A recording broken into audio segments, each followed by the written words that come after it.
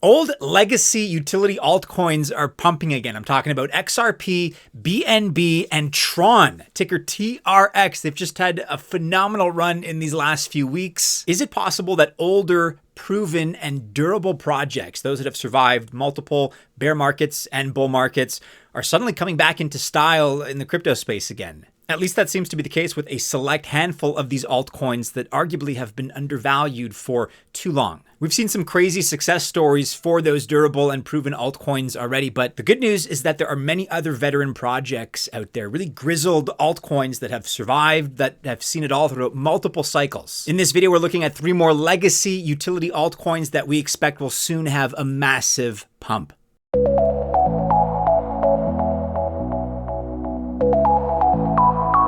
Welcome to the channel. My name is Maddie and this is Altcoin Buzz. All the best of luck if you choose to invest. I wish you very, very well. But I am not a financial or investment advisor. Just remember that, and by extension, the fact that this video is not official financial or investment advice. All right, and the first of these 3 utility coins that we're considering today is Avalanche. Now, arguably, it's already had a pretty nice run here. Chances are it's going to continue. That's my argument, in fact. But check this out. If we're looking at the last month, we can already observe about 100% gain.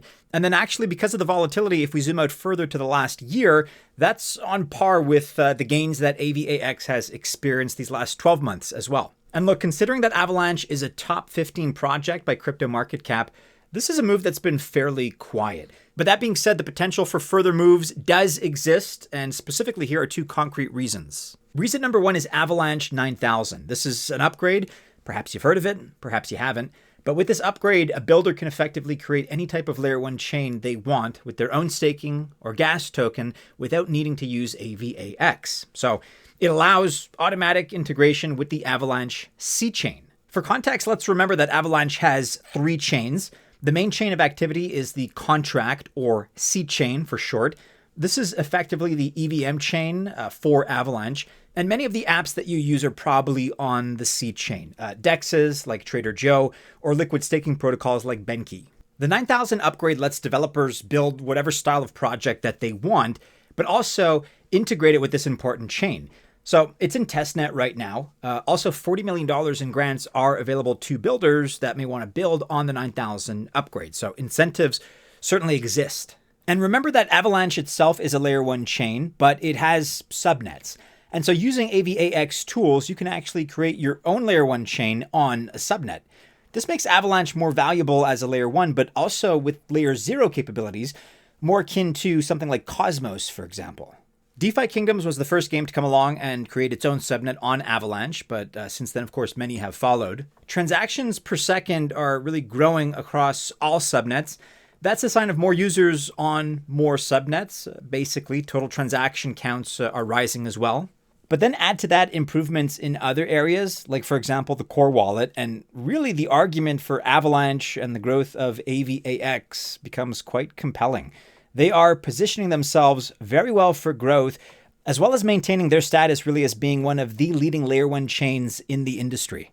Next up, and at number 2 on our list, we're looking at Stacks, ticker STX. And this has long been one of our favorite Bitcoin layer 2 projects. And the STX token, as seen here, we're looking at the last 30 days, is up something like 75-80% over the course of the last month. And even more than that, about 180% if we zoom out over the course of the last year. And that is much stronger 12-month growth than most other altcoins in the space. But its pump, just like the other 2 altcoins in this video, has been relatively quiet. There's not really much or arguably any hype around it.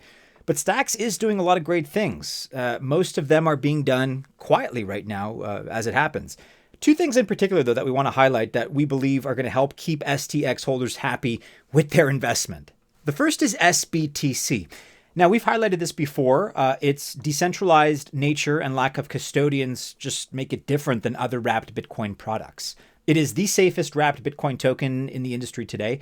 And that's partly due to the lack of custodians, but it's also due to the fact that your transactions settle on the Bitcoin blockchain itself, not on another chain or on, for example, a custodian's ledger. And thanks to the growing popularity of Coinbase's CBBTC, like its recent launch on Solana, wrapped BTC products are more and more relevant and popular, and increasingly are in the spotlight as far as the public eye is concerned. And if you want programmable Bitcoin or Bitcoin for DeFi, the safest option that we've seen so far is Stacks, and again, it's SBTC. Another reason that STX investors are going to be happy is the growing ecosystem, because Stacks has, a small, but a rapidly growing ecosystem. The Alex Dex is their largest project right now. It has some great pool offers, by the way, including one offering 10.8% if you hold STX and stacked bridge tether, that's SUSDT.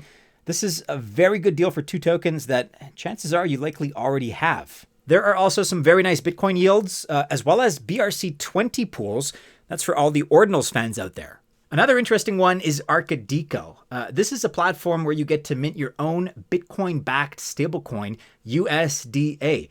The other big feature here are Bitcoin-backed loans. And look, as Bitcoin's price continues to rise, more long-term holders are going to look to borrow against their BTC instead of selling their BTC positions. And so both of these and other protocols in the Stacks ecosystem have great potential and should translate into a growing and appreciating price of the STX token. Spectacular things are happening with Altcoin Buzz Alpha right now because members are earning huge profits, preventing losses, and improving their overall portfolio performance. Join us as we explore the entire crypto landscape, including the ecosystems of projects like Base, Sui, also the booming DeSci sector, DePIN, AI agents, and of course, many, many more narratives. This is the place to get hot Web3 trends, undervalued crypto gems, buy and sell calls, airdrops, and daily portfolio strategies, in addition, of course, to responses to your questions. Check out the link in the description below and join us today. Last but not least here, we have another old favorite of ours, especially from, way back when, Quant, ticker QNT. Let's zoom out a little bit here. We're looking at the last 30 days, but if we look at the last year, talk about volatility here. It's been pretty rough, and certainly 90% of the time it's been on a downward trajectory, except for the last month or so.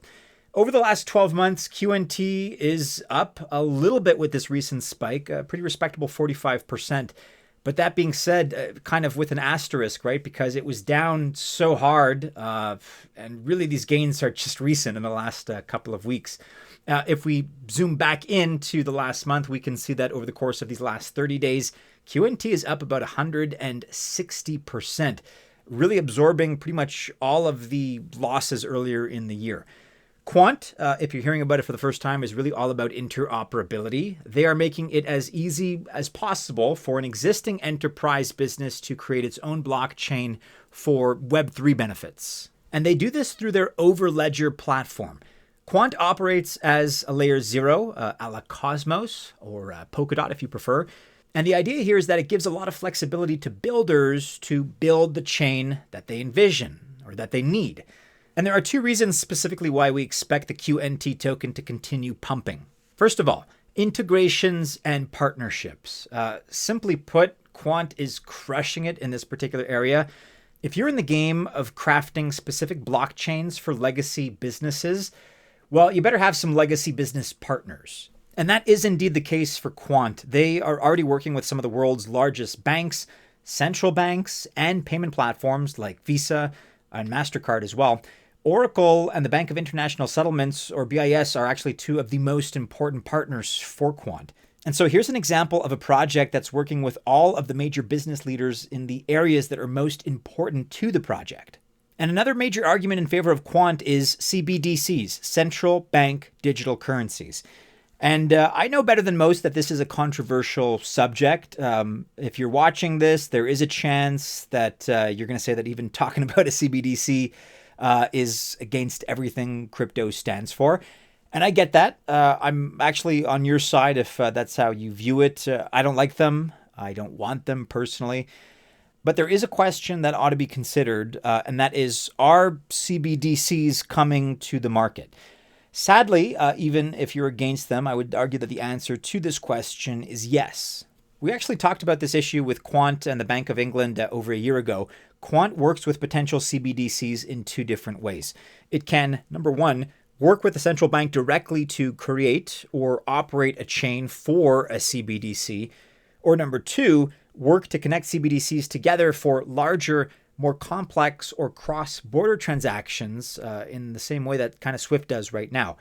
Of the two, connecting CBDCs to each other to allow people from different countries to transact with each other is the bigger opportunity. Both, of course, could be big money makers, but that second approach is the larger, more ambitious, more important one.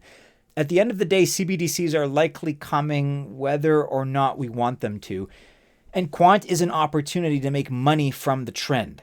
And so the QNT token should continue to grow considerably over the course of the next few years if these partnerships and new opportunities like CBDCs continue to come their way.